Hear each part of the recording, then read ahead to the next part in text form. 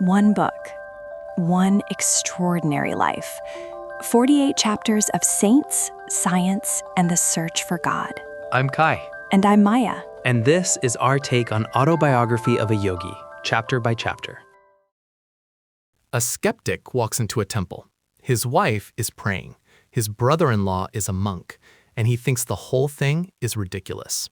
Chapter 22, The Heart of a Stone Image. This is the chapter where a man's disbelief meets something that dissolves it completely, not through argument, not through reason, through the presence of something so alive, so undeniably conscious, that his mind simply stops resisting. So the setup. Mukunda's eldest sister is Roma. She's been practicing Kriya Yoga under Sri Yukteswar for about a year, and she's making real progress. But her husband, Satish Chandra Bose, is a total atheist, a confirmed skeptic. The kind of guy who mocks spiritual gurus, who thinks meditation is nonsense, who delights in ridiculing the pictures of saints in Roma's meditation room. And Roma comes to Mukunda one day absolutely beseeching him. She says, "As a loyal Hindu wife, I do not wish to complain of my husband, but I yearn to see him turn from his materialistic views. Dear brother, I have deep faith that you can help him. Will you?" You know, there's real pain in those words. She's living a spiritual life, and the person closest to her is locked in complete skepticism. And Mukunda just smiles at her and says, "Beloved sister, of course I will do anything I can." He's eager to lift the gloom from her face. And then an inspiration seizes him. Out of nowhere, he says, "Tomorrow I am going to the Dakshineswar temple. Please come with me and persuade your husband to accompany us. I feel that in the vibrations of that holy place, Divine Mother will touch his heart. But don't disclose our object in wanting him to go." Right, so Dakshineswar, this is the temple where Sri Ramakrishna Paramahansa, the great master of the 19th century, spent his entire life in adoration of goddess Kali. The stone image there is not just famous, it's legendary. The book says that image had often taken a living form and conversed with Sri Ramakrishna himself. That's the consciousness they're bringing Satish to witness. And the very next morning, Roma and her husband are ready for the trip. They're riding in a hackney carriage toward Dakshineswar, and Mukunda notices that Roma is quietly weeping. He looks over at Satish, the skeptic, and Satish is deriding spiritual gurus of the past, present, and future. He's completely contemptuous. So Mukunda leans over and whispers to Roma, "Sister, cheer up. Don't give your husband the satisfaction of believing that we take his mockery seriously." But Satish isn't done, not by a long shot. And then Satish launches into this brutal critique. He's saying things like, "Mukunda, how can you admire worthless humbugs? A sadhu's very appearance is repulsive. He's either as thin as a skeleton or as unholy fat as an elephant. It's cutting. It's designed to hurt." But Mukunda just laughs. He shouts with laughter, and he says to Roma, "My good-natured reaction was annoying to Satish." He retired into sullen silence. As our cab entered the Dakshineswar grounds, he grinned sarcastically. But then something shifts. Satish catches Mukunda's arm as they're walking into the temple, and he says, "Young Mr. Monk, don't forget to make proper arrangements with the temple authorities to provide for our noon meal." He's still mocking, still hostile. And Mukunda replies sharply, "I am going to meditate now. Don't worry about your lunch. Divine Mother will look after it."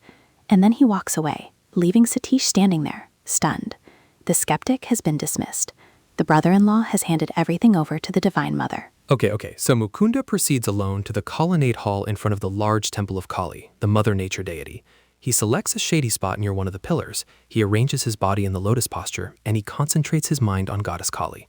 Although it's only about 7 o'clock in the morning, the sun is going to be oppressive soon, but none of that matters right now. Because his mind is concentrated on the goddess, and he's praying to her. He says, "Silent Mother with stony heart, thou becamest filled with life at the request of thy beloved devotee Ramakrishna.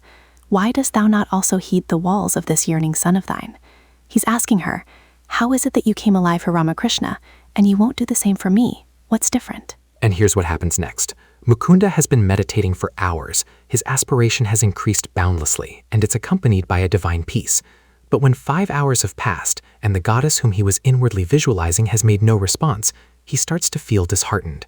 Sometimes it is a test by God to delay the fulfillment of prayers, but he eventually appears to the persistent devotee in whatever form he holds dear. And so, reluctantly, he opens his eyes.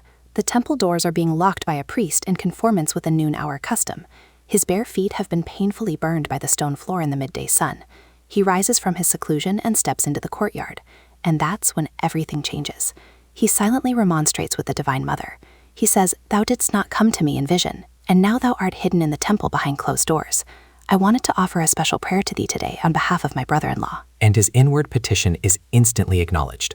First, a delightful cold wave descends over his back and under his feet, banishing all discomfort.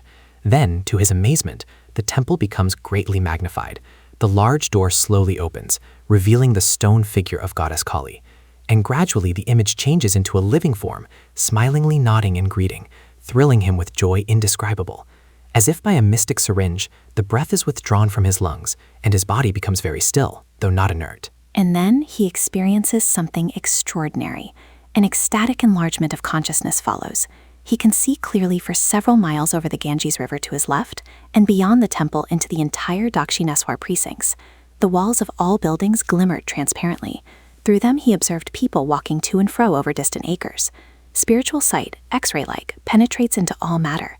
The divine eye is center everywhere, circumference nowhere. He realized anew that when man ceases to be a prodigal child of God and engrosses himself in a physical world, he re-inherits his eternal realms. Wait, so he's not just seeing a vision, he's seeing through the stone walls. He's seeing the entire temple complex as if it's transparent. People walking far away, buildings with no walls, and he's still standing there, present to his body, but his consciousness has expanded to see across miles with perfect clarity. Exactly. And in that expanded state, he glimpses something profound. He sees his brother-in-law sitting under a thorny bell tree behind the temple, and even from that distance, he can discern the course of Satisha's thoughts. Satisha's mind has held unkind reflections about Mukunda, but underneath it, under the holy influence of Dakshineswar, something is shifting, and Mukunda turns his prayer directly to the goddess.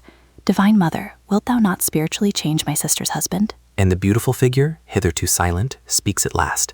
She says, "The wish is granted." Just those 4 words. The wish is granted. Not "I will consider it." Not "he must prove himself." The goddess simply grants it. And then the vision collapses. The ecstatic enlargement of consciousness disappeared. No longer could he see the glorious goddess. The towering temple was reduced to his ordinary size, minus its transparency. His body swelters under the fierce rays of the sun. He jumps to the shelter of the pillared hall, where Satish is pursuing him angrily. He looks at his watch. It is 1 o'clock. The divine vision had lasted an hour. 1 hour. And Mukunda emerged from it, and Satish was there, furious, saying, "You little fool, you have been sitting there cross-legged and cross-eyed for 6 hours. I have gone back and forth watching you. Where is my food?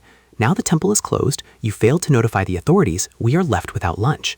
The skeptic is irate. He's been watching Mukunda the whole time, watching him sit motionless for 6 hours, and it infuriates him. But Mukunda is still suffused with the exaltation of the vision. He's still vibrating with the presence of the Divine Mother. And he looks at Satish and says, with complete calm and certainty, "Divine Mother will feed us." And Satish is beside himself. He shouts, "Once and for all, I would like to see your Divine Mother giving us food here without prior arrangements." And his words are hardly uttered when a temple priest crosses the courtyard and joins them.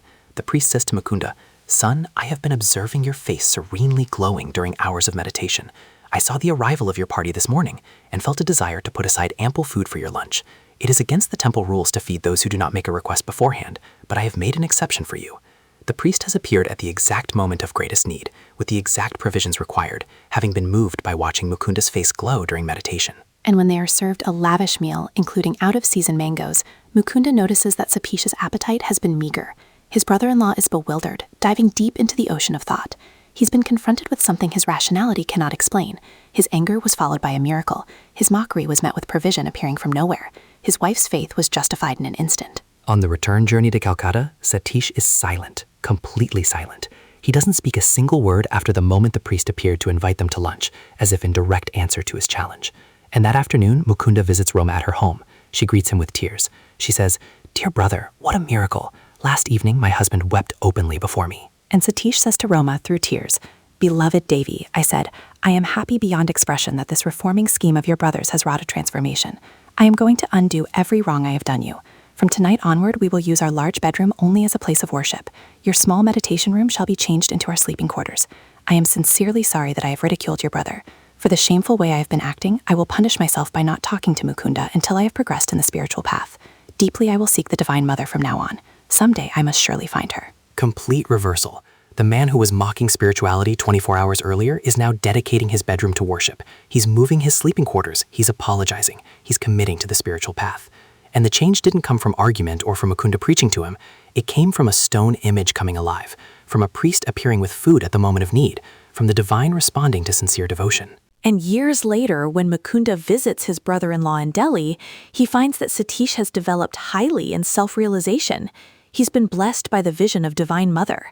He's spending greater part of every night in divine meditation, even though he's suffering from a serious ailment and is engaged during the day at his office. His entire consciousness has shifted, not reformed, transformed. But there's a shadow over this story, because Mukunda realizes something about Roma. He thinks to himself, the thought came to me that my brother-in-law's lifespan would not be a long one. Roma must have read my mind. And he's right, because later Roma says to him, "Dear brother, I am well and my husband is sick. Nevertheless, I want you to know that as a devoted Hindu wife, I am going to be the first one to die. It won't be long now before I pass on." She predicts her own death, and she's matter-of-fact about it. Years later, when Mukunda is in America, his youngest brother Bishnu sends him the details. Roma and Satish were in Calcutta at the time of her death. That morning, she dressed herself in her bridal finery, and when Satish asked why this special costume, Roma replied, "This is my last day of service to you on earth." A short time later, she had a heart attack. As her son was rushing out for aid, she said, "Son, do not leave me. It is no use. I shall be gone before a doctor could arrive." 10 minutes later, holding the feet of her husband in reverence, Roma consciously left her body, happily and without suffering. She had predicted the day. She had even dressed for it. She knew. And Satish became very reclusive after his wife's death. But you know what? That vision at Dakshineswar changed him forever.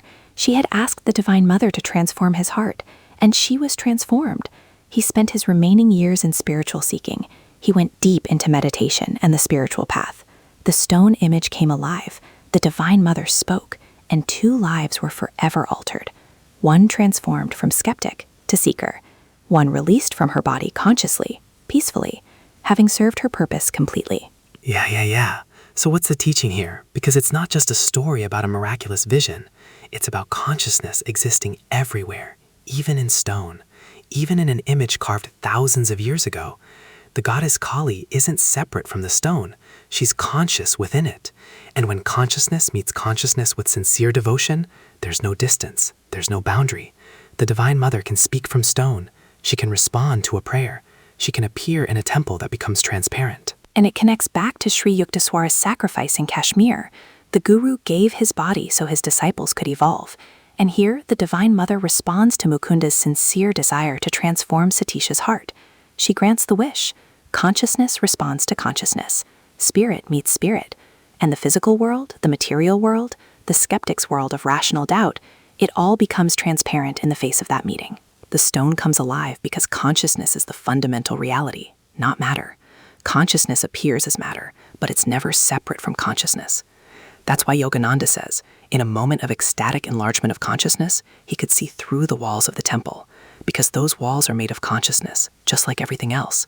Denser, slower, but still consciousness, still the Divine Mother manifesting. And Roma's faith. Here's the thing. She believed so deeply that she was willing to ask her brother to intervene. She wasn't passive. She came to Mukunda and asked for his help. And he responded, not with lectures or arguments, but by bringing Satish to a place of power, to a place where consciousness had been channeled for generations through Sri Ramakrishna's devotion. And the Divine Mother responded to that sincere desire. And Satish's transformation wasn't gradual. It wasn't intellectual. He walked into that temple a skeptic, and he walked out a devotee, not because someone convinced him, but because he encountered something undeniably real. A priest appearing with food at the moment of need. A brother-in-law meditating so deeply that his face glowed.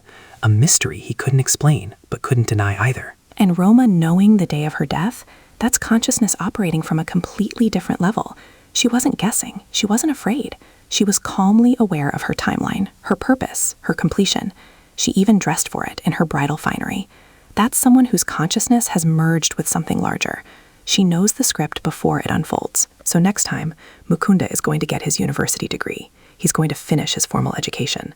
And the miracle cycle is about to shift. The extraordinary is becoming more integrated into the ordinary world.